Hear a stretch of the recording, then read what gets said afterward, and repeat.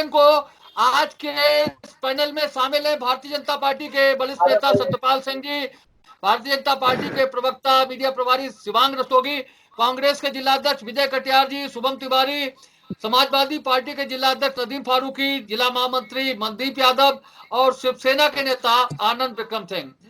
हम सत्यपाल जी से शुरुआत कर रहे थे पिछली बार भी। कुछ फायदे नुकसान भी होंगे डिजिटल पॉलिटिक्स के, जिसका नया दौर आने वाला है। तमाम खर्चे बचने वाले हैं, तमाम परंपराएं बंद होने वाली हैं, मालाएं बंद होने वाली हैं, गिफ्ट बंद होने वाले हैं, डीजल पेट्रोल का खर्चा बंद होने वाला है। और कुछ तरीके भी हो सकते हैं, नेताजी भाषण अपना रिकॉर्ड करके भेज दें और बिल्कुल वही लगे, वो बोल दें कि फरुखाबाद के बहनों और भाइयों, लगेगा आपकी फरुखाबाद में ही बोला जा रहा है, फरुखाबाद के लोगों को ही संबोधित किया जा रहा है। तो नई परंपराओं को नया स्वरूप देने की बात होगी। और तभी जब कोई परंपराएं बदलती हैं तो निश्चित रूप से कुछ दिक्कतें तो आती हैं, कुछ लोग उसे स्वीकार नहीं कर पाते हैं, लेकिन समय के अनुसार समय सब बदलवा देता है, समय के अनुसार बहुत सी चीजें बदल जाती हैं। सतपाल जी बताइए, क्या फायदे नुकसान होने वाले हैं? असल में आज के जो नौजवान तबका आ रहा है, आज 3 साल का बच्चा मोबाइल चलाना जानता है और आगे आने वाला जो समय है वो टेक्नोलॉजी का है। इसमें से कुछ चीजें हो सकती हैं कि अनावश्यक, जैसे गाड़ियां जाती हैं कार्यक्रमों में, एक बैठक हुई उसमें 50 गाड़ी आई, बैठक की व्यवस्था करने में रुपया खर्च किया, 50 गाड़ियों का डीजल खर्च हुआ, उसमें से आपका प्रदूषण हुआ। ये लेकिन ये बहुत दूसरी चीज हो सकती है। लेकिन इसका एक बड़ा फायदा, इसके ये खर्चा जब बचेगा, प्रदूषण बचेगा, आदमी का टाइम बचेगा। लेकिन एक जो बात आप कह रहे हो कि ओरिजिनलिटी की जो बात है, उसमें से थोड़ा सा ये तो हो सकता है कि सामने बात करने में और लाइव बात करने में थोड़ा सा फर्क आएगा। लेकिन धीरे धीरे सारी दुनिया इस दिशा में बढ़ रही है, तो अपने को भी उसमें से बढ़ना होगा। क्राइम और करप्शन भी इसके कारण कम हो सकता है। जैसे हम जाते हैं तो हमारे तमाम एक्सीडेंट होते हैं हाईवे पर, तमाम जगह लोग ओवरटेकिंग करते हैं, तमाम समय की बर्बादी होती है, आपका ज्यादा इन्वेस्टमेंट होता है। राजनीतिक दल के लोग जब चंदा जुटाते हैं, बड़ी बड़ी रैलियां करते हैं तो करोड़ों रुपया खर्च होता है, तो कहीं न कहीं वो कहां से आता है? कहीं न कहीं वो नंबर 2 से ही पैसा आता होगा, नंबर 1 से कम आता होगा।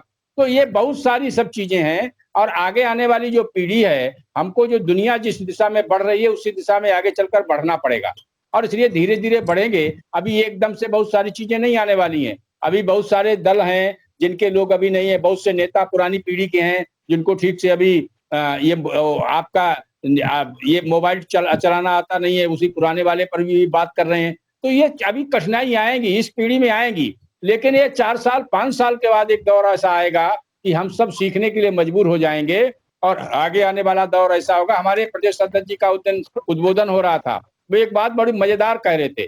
वो कह रहे थे कि मैं इससे पहले एक सामान्य वाला फोन चलाता था, मुझे डिजिटल फोन चलाना नहीं आता था, काम नहीं करते थे। लेकिन आज इस लॉकडाउन ने उनके घर पे सिस्टम लग गया, आज रोज नई बैठकें करते हैं, आज एंड्रॉइड फोन चलाते हैं, आज लाइव में उनको आनंद आने लगा। तो जब पहले हम डरते हैं, जिस काम को हम नहीं जानते हैं डरते हैं, लेकिन धीरे धीरे जो नई पीढ़ी है उसके साथ पुराने लोगों को भी चलना पड़ेगा, हमको भी सीखना पड़ेगा। सीखने की कोई उम्र नहीं होती है। और आप मेहनत बचाने के लिए, पैसा बचाने के लिए, अपराध बचाने के लिए, एक्सीडेंट बचाने के लिए ये सब करेंगे, लेकिन ये 100% अभी नहीं होने वाला है, इसमें भी थोड़ा समय लगेगा। और मुझे लगता है एक अच्छा कदम है। आज अमेरिका में घर बैठे हुए लोग वोट डाल देते हैं।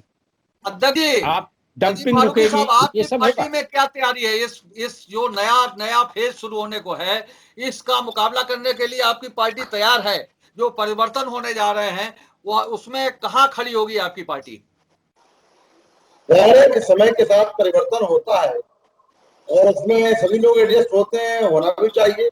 नए युग में नई व्यवस्थाएं जो तेजी से प्रगति हो रही है संचार के क्षेत्र विशेष तौर पर, उसमें राजनीतिक दल भी अपने आप को एडजस्ट करने के लिए तैयार है। और इस महामारी के ड्यूरेशन में ऐसा अवसर आया है कि दूर से बैठकर संवाद करने के अवसर हम लोगों को प्राप्त हुआ है। तो उससे ये अनुभव हुआ कि इस माध्यम से भी हम लोग अपने सामाजिक और राजनीतिक कार्य कर सकते हैं। लेकिन शारीरिक उपस्थिति का अपना एक महत्व होता है। अब ये संभव नहीं है कि पूर्णतः बैठक डिजिटल तरीके से हो जाए, डिस्टेंस सिस्टम से हो, वो बात नहीं रह पाती है।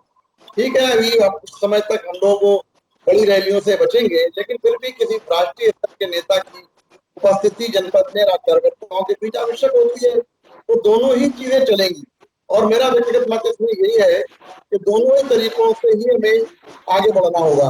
एकदम हम नए पैटर्न को अमेरिका और इंग्लैंड वाले को हम अडॉप्ट नहीं कर सकते। हमारे देश की जो कल्चर तो है तिवारी, डिफरेंट है। कुछ लोग तो लॉकडाउन का भी विरोध कर रहे थे। जो परिस्थितियां हैं, आपने देखा होगा सलमान खुर्शीद का चुनाव जब पहला चुनाव लड़े थे, वो बड़े बड़े पोस्टर लगते थे, दिल्ली से पोस्टर बनवा कर लाते थे।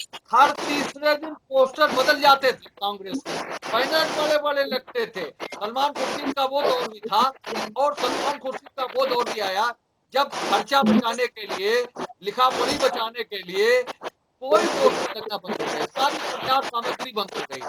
एक अगर चाबी का गुच्छा भी बांट दिया तो उसके पीछे कार्रवाई हो गई चुनाव आयोग की। तो जो बदलता है तो दिक्कतें आती है।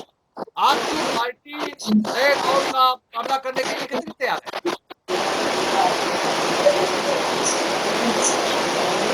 देखिए, सबसे पहले तो मैं कहना चाहूंगा कि नैतिकता के आधार पर यहाँ जितने भी लोग बैठे हुए हैं अन्य दलों के, वो नैतिकता के आधार पर स्वर्गीय राजीव गांधी जी को याद करते हुए कांग्रेस पार्टी का धन्यवाद करें, क्योंकि हिंदुस्तान के अंदर अगर डिजिटल युग की शुरुआत किसी ने करी है तो आदरणीय स्वर्गीय राजीव गांधी जी ने करी है, और इस बात को भुलाया नहीं जा सकता।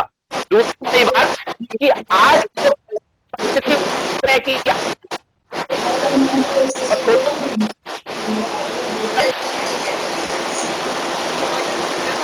तैयार है नए नए परिवर्तन के दौर से गुजरने के लिए? हेलो, देखिए तैयार है नए परिवर्तन के दौर से गुजरने के लिए? बिल्कुल शिवसेना जैसे पहले भी कार्य करती थी। शिवसेना अभी उत्तर प्रदेश में पार्टी तो पुरानी है, लेकिन जिस हिसाब से अभी उसमें जो तत्परता आई है पिछले 2 वर्षों से, जो शिवसेना तेजी से दिख रही है, उस हिसाब से जैसे वो उसके लोग हैं, हिंदुत्ववादी लोग हैं, वो आज भी तैयार हैं। और शिवसेना भी इस तरीके से जो डिजिटल तरीके से जो चीजें आगे बढ़ेंगी उसे पूरी तरह से तैयार है। पार्टियों की अभी कई धरने ऐसे हुए हैं जो घर में बैठ के हुए, सोशल डिस्टेंस से हुए, जो सोशल साइट्स के थ्रू उनको चलाया गया, पूरे प्रदेश में चलाया गया और चलाया भी जा रहा है। जिस तरीके का दौर आ रहा है, इस तरीके के मुझे लगता नहीं है कि ऐसा कोई भी पार्टी होगी जो इस तरह के चीजों को अपने आप में समाहित नहीं करेगी और चलाएगी नहीं। कई समस्याएं हैं मनदीप जी।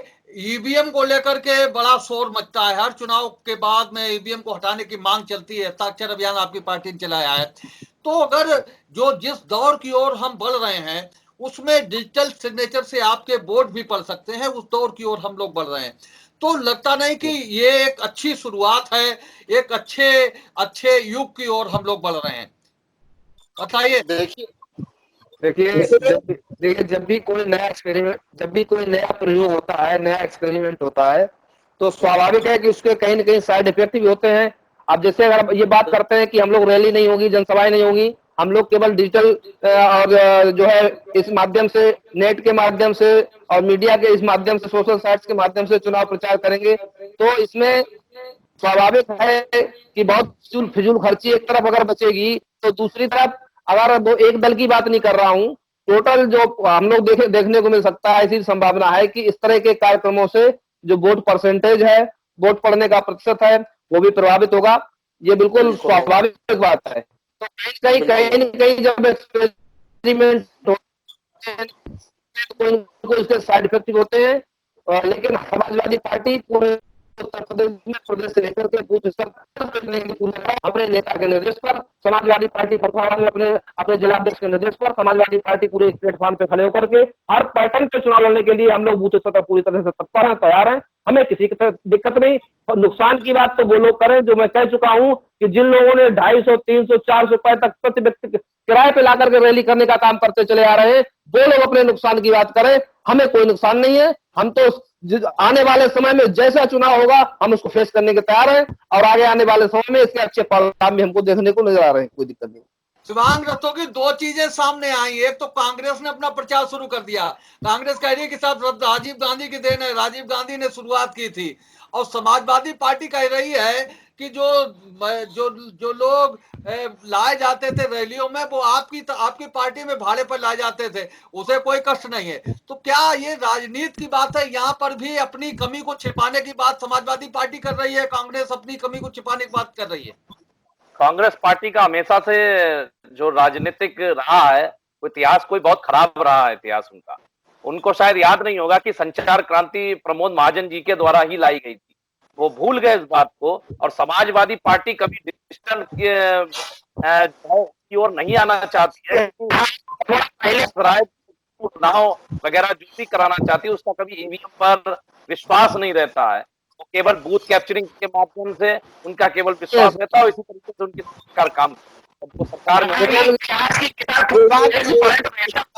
उत्तर प्रदेश में 15.5 लाख लेटर काटने का काम अखिलेश यादव जी ने किया है। ये भी डिजिटल इंडिया को बढ़ावा देने का काम अखिलेश यादव जी ने किया है। इससे पहले किसी मुख्यमंत्री ने एक मोबाइल और लैपटॉप बांटने का काम किया, तो एक मुख्यमंत्री का आप प्रदेश में नाम बता दीजिए। आपकी पार्टी भी कई बार उत्तर प्रदेश में सत्ता में रही है। तो फॉरवर्ड मुख्यमंत्री हमारा भाई रहा है। नदीम फारूकी साहब बताइए, भारतीय जनता पार्टी की जो तैयारियां हैं, जमीनी तैयारियां हैं, नई व्यवस्था को लेकर के भाजपा जितनी उत्साहित है, आपकी पार्टी में क्या किस तरीके की कुछ तैयारियां चल रही हैं, और भारतीय जनता पार्टी ने अगर शुरुआत कर दी तो कैसे मुकाबला करेंगे आप उस स्थिति का? तैयारी के अपने अपने तरीके हैं। ये डिजिटल इंडिया ये आसमान पे घूमते रहेंगे, हम धरातल पे काम करते रहेंगे। हम तो इस देश की परंपरा के हिसाब से चलेंगे। ये देश एक परंपरावादी देश है, यहाँ व्यवस्थाएं दूसरी तरीके की। हम अमेरिका ब्रिटेन का उतना ही मुकाबला करेंगे जितनी हमारा देश, यहाँ की जनता उसे स्वीकार करना चाहेंगे। भारतीय जनता पार्टी का तो कोई जमीन और धरातल और यहाँ की सभ्यता और संस्कृति से कोई वास्ता नहीं है। वो तो सत्ता में किन आधार पर आए ये आपको मालूम है। हमने कहा कि नए युग में जितनी आवश्यकता होगी नई टेक्नोलॉजी अडॉप्ट करने की, उतनी हमारी पार्टी कर रही है और करेगी। और हम पुरानी व्यवस्थाओं पर भी चलेंगे।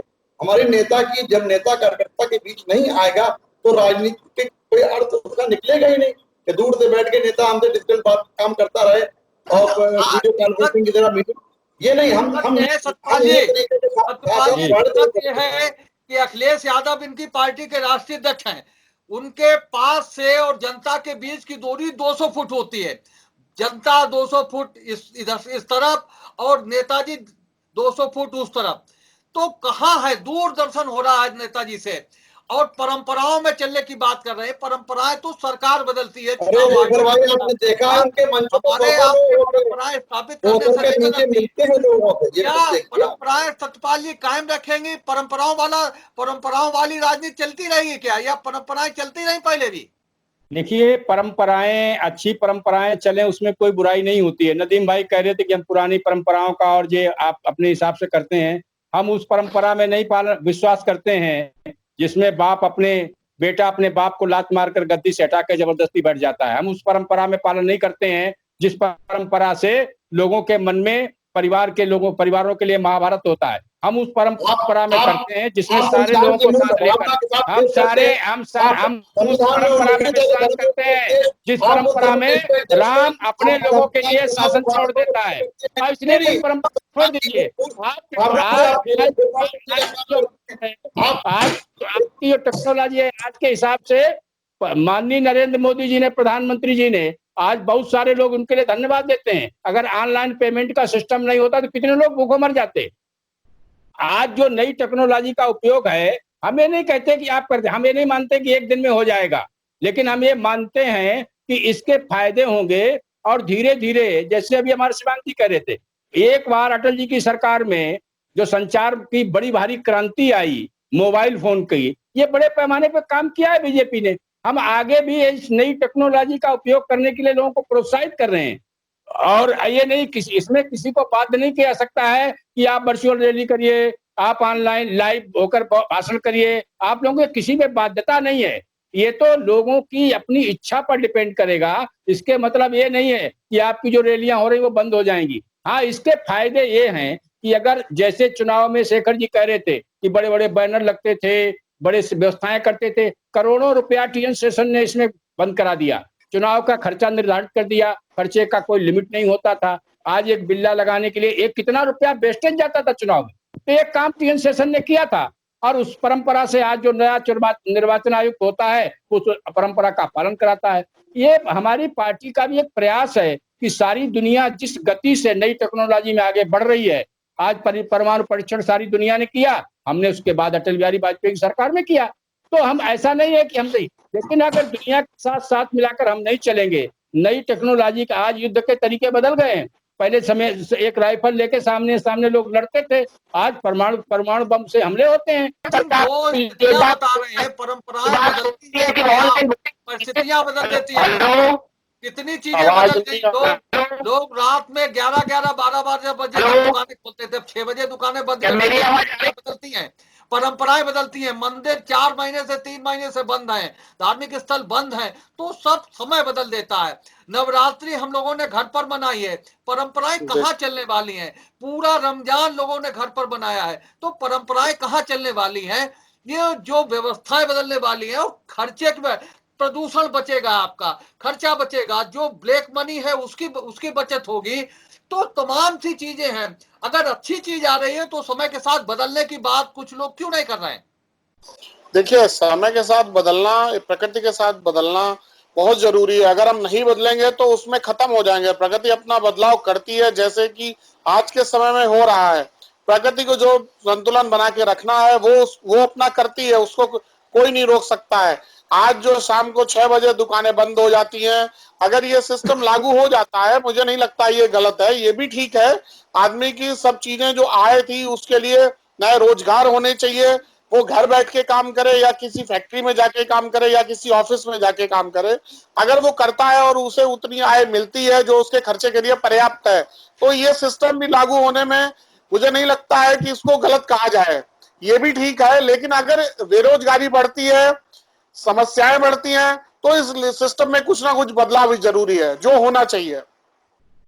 शिवांग रस्तोगी, आपने नए युग की राजनीति देखी है, आपने पुराने जो पद्धतियां हैं, पुरानी परंपराएं हैं, उनके बारे में सुना होगा, और युग आपके सामने ही बदलने जा रहा है।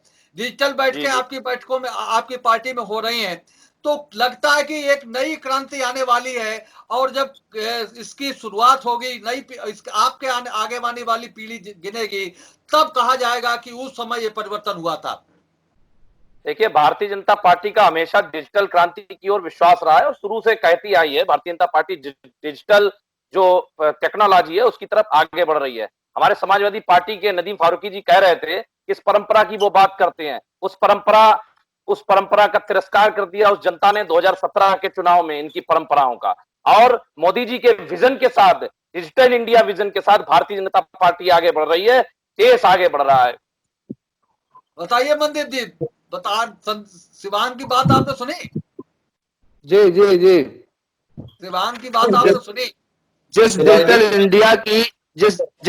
इंडिया की भारतीय जनता पार्टी के लोग बात कर रहे हैं, 2012 में समाजवादी पार्टी की उत्तर प्रदेश में सरकार बनी। इनको भी भली भांति अवगत है कि जब माननीय अखिलेश यादव जी उत्तर प्रदेश के मुख्यमंत्री बने, उत्तर प्रदेश में ऐतिहासिक, जैसा कि अभी मैं बता चुका हूं, डिजिटल इंडिया की शुरुआत गांव-गांव, घर-घर, छात्रों को, युवाओं को, बेरोजगारों को 15.5 लाख लैपटॉप बांटने का काम समाजवादी पार्टी के मुख्यमंत्री अखिलेश यादव जी ने किया। राजीव गांधी की बात आप करते हैं, उस रास्ते पर चल कितना रहे आप निरंतर भी कर रहे हैं। कांग्रेस पार्टी निरंतर राजीव जी के और राहुल जी के निर्देशों पे काम कर रहे हैं, क्योंकि आज डिजिटल युग की अगर आप बात करते हैं तो कहीं से किसी से पीछे नहीं है। भारतीय जनता पार्टी की मुखदर्शक बन जाती है किसी मूवमेंट पे आके कि कांग्रेस ने आकर ये काम कैसे कर लिया। डिजिटल युग की अगर ये बात करते हैं तो डिजिटल युग के जनक राजीव गांधी जी है। सतपाल जी, ये सारे लोग हैं जो परंपराओं से बंध करके रहना चाहते हैं। आज की बुलेटिन की चर्चा को हम समाप्त करेंगे आपके सुझावों के साथ में, और क्या परिदृश्य बदलने वाला है जब डिजिटल पॉलिटिक्स की बात होगी, क्या परिदृश्य बदलने वाला है, क्या क्या स्थितियां होंगी, क्या फायदे नुकसान होंगे। हम चाहेंगे कि 2 मिनट में आप पूरी बात बताएं, ताकि राजनीति और फर्रुखाबाद के दर्शक जो नए दौर की राजनीति आने वाली है उससे परिचित हो सकें। देखिए शेखर जी, आपने पिछले 5 साल में मोदी जी के कार्यकाल में कुछ चीजें देखी हैं। बहुत एक सपना था, राजीव गांधी कहते थे कि 10% पैसा जाता है, जब यहाँ से रुपया चलता है तो उसमें 1 रुपया चलता है तो उसमें 80% लोग घोटाले में खा जाते हैं। आज 23,000 करोड़, टेक्नोलॉजी की बात आप करते हो। आपको हमारा ये वीडियो, ये खबर पसंद आई होगी, आप इसे लाइक करिए, अपने दोस्तों के साथ शेयर करिए और हमारे चैनल को सब्सक्राइब करिए। साथ ही पास में बना घंटी वाला आइकन जरूर दबा दीजिए, ताकि आप हमारी नई खबरों से निरंतर अपडेट होते रहें। यही निवेदन आपसे है।